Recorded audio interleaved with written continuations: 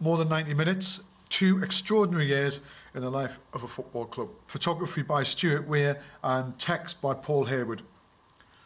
It's a right old mammoth edition, this. It's a gorgeous shape as well. I love it. I think it was published by More Than 90 Minutes. I'll double check on that. It's 11.5 by 9, and that's just under 10 inches. And it's just that sort of bit deeper than a A4 that way. I love it. I just love this format. Hell of a beast of a book, and it's 2 years in the life of Brighton Hove Albion in the night about, I think, 95, 97. The story behind it is they were about to be relegated to the conference at the time. They survived.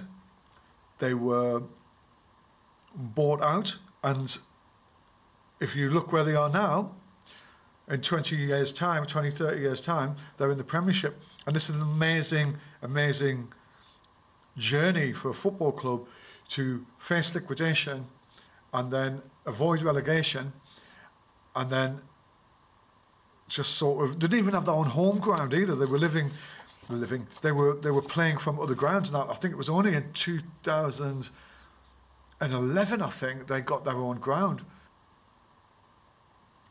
So what's interesting is that this is 210 of a limited edition of 5625. And between 95 and 97, the chairman of Brighton Hove Albion, who says here brought the club to its knees, bought his majority shareholding for £56.25. The money from the sale of the 5,625 will go straight to the youth development of the club. Now, the first thing I thought about when I saw this, why is it in black and white? Because it's all colourful, the fans, and I think we accept football looks at, lends itself to colour. And I'm pleased it's not, because Stewart Weir is quite predominantly a black and white photographer. He does a lot of colour as well, but his work, he does jump from black and white to colour. He likes a bit of humour in his work. He's got a lot of stuff on Brighton, because that's where he lives. And he's doing something on the Brighton beach. He's got some good stuff, Stuart, and in a way, it would have been a different book if he hadn't have done it in black and white. I think black and white gives you that sort of poignancy, it gives you that sort of sentimentality, doesn't it? And it looks like more of a sort of hard-hitting documentary. And it also gives you a little bit of clearance on light as well. And black and white, you can, with black and white film, you can be a bit more anonymous than you can when you're using colour, depending on the techniques you use. I'm not going to say that's fact, but just from my bit of experience, there's no worrying about, in 95, about colour changes and stuff like that, because digital in 95 wasn't massively to the fore either. So it was really primitive, actually, a lot of the digital then. There's an intro by Stewart here, thanking everybody. It's great access he got to this. I know Paul Hayward is an Albion fan as well, who wrote this, and he was senior sports writer, I think, for the Daily Telegraph. So it's a great combination.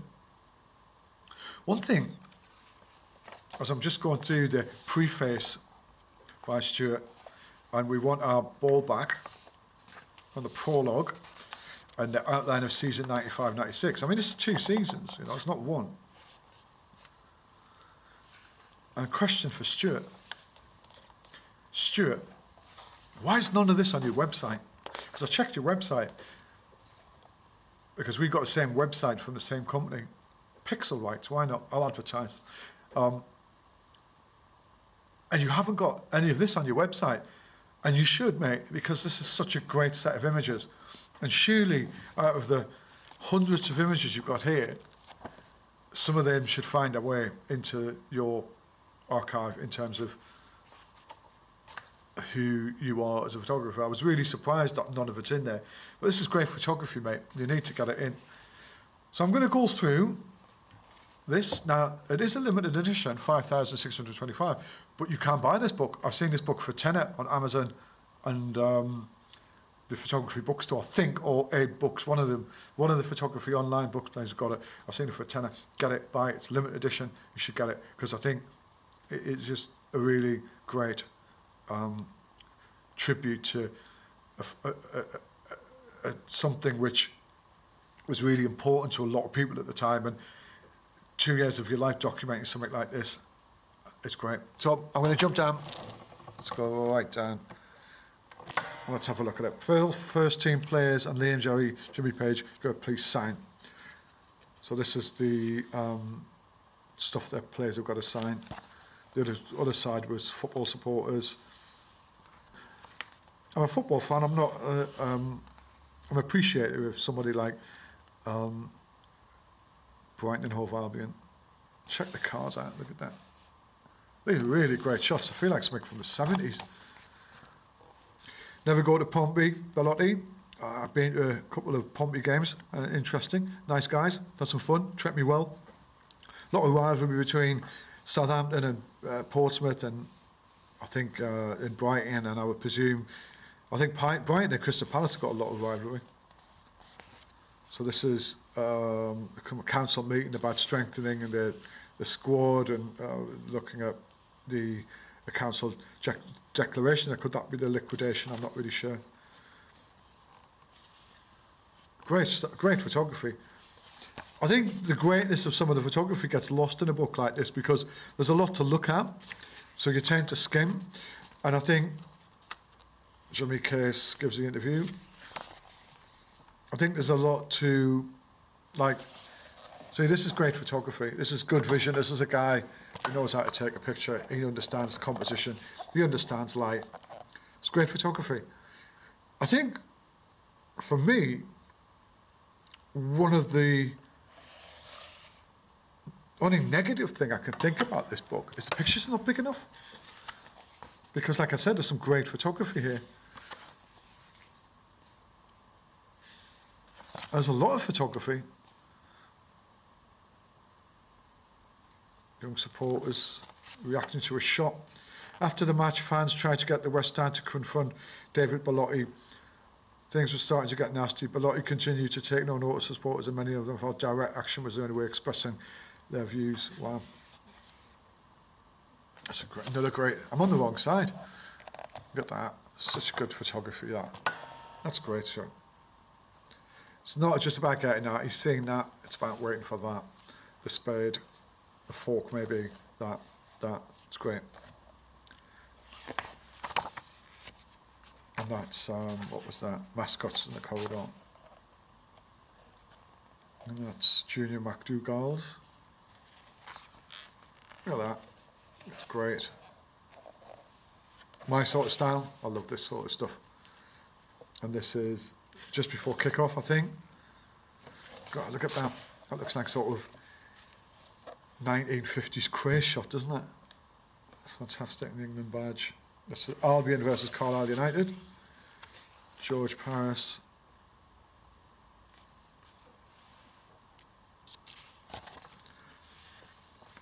Order is restored, and there's a shot of supporters trying to kick in the director's lounge. That's great. Look at that. Oh, that's a great shot.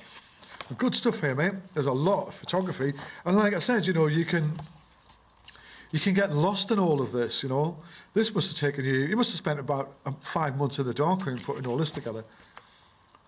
But what you've got here is a massive edit. You could rip this book up, and I could rip this book up and give you 50, 60 iconic images in this, which I think would change the whole outline of the book.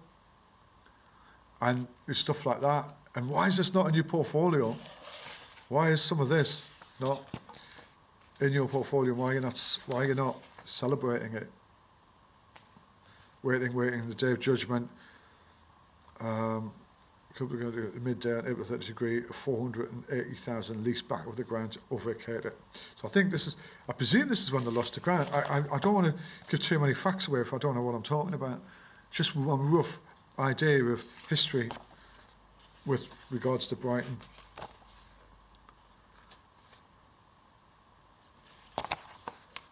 Saved from the drop, 3-1 to York. Carlisle are relegated with Brighton, Swansea and Hull. I presume that's into the lower tier.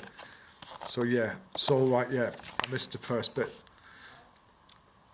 So a season of pain, no doubt, been there with my team, and I get where they're coming from.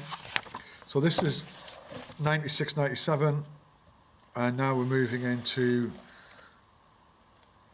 say, 9 months left of terraces. I think it's 9 months to the end of the liquidation, October the 10th. Myself and a look at the decision out with the club, we had to inject another 2 million to keep the club afloat. So this is, I'm not really sure who's written this. It could be Stewart. I presume it's Paul who's written that, because it's very nicely presented as well. So back to the pictures. So this is their, look at that. It's great. I think you should go and buy this. It's such a great, some really good pictures you can learn off with this, you know. It's a great tribute to Brighton, this, and I'm sure they should reissue this, get another edition out, and start flogging it, because Brighton are celebrating now. They're right up there, and they should be not denial of the past, but just accepting it. And that's where they are. It's made them what they are, Brighton, I think, now, and you know, it's amazing, that achievement to bring them into the Premiership. So this book should be celebrated. Looks like Helen Chamberlain.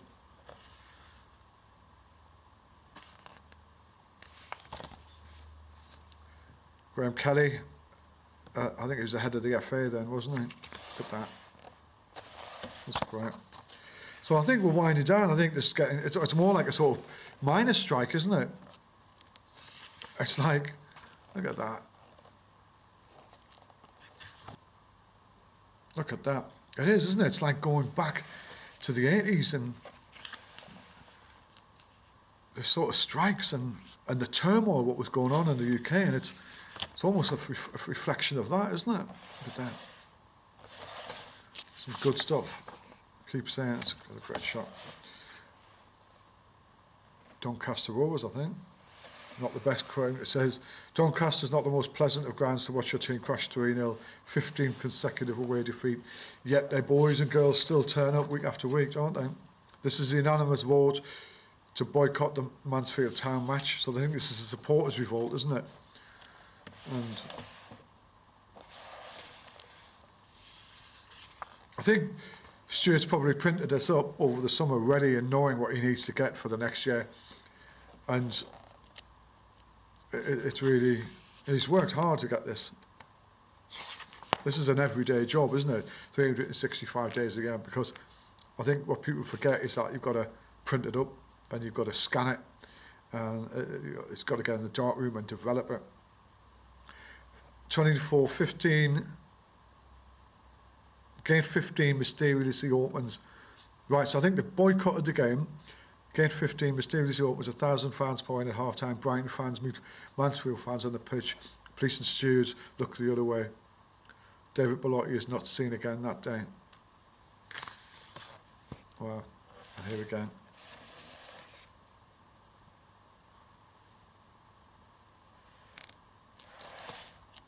I'm sort of learning things here as I'm going along.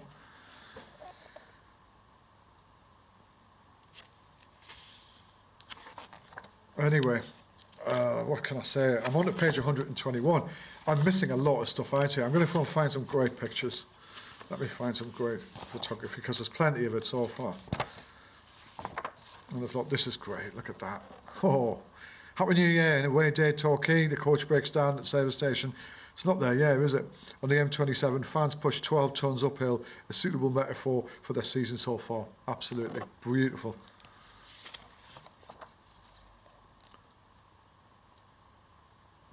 Today's game at Northampton is called off. Fans visit Bellotti's house and throw a few snowballs.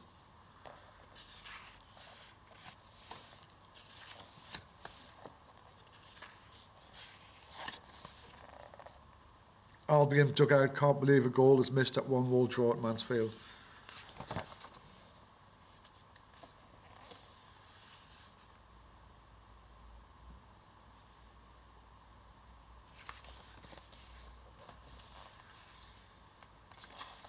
think this is a public, is this on TV? Meridian TV, or City Bay.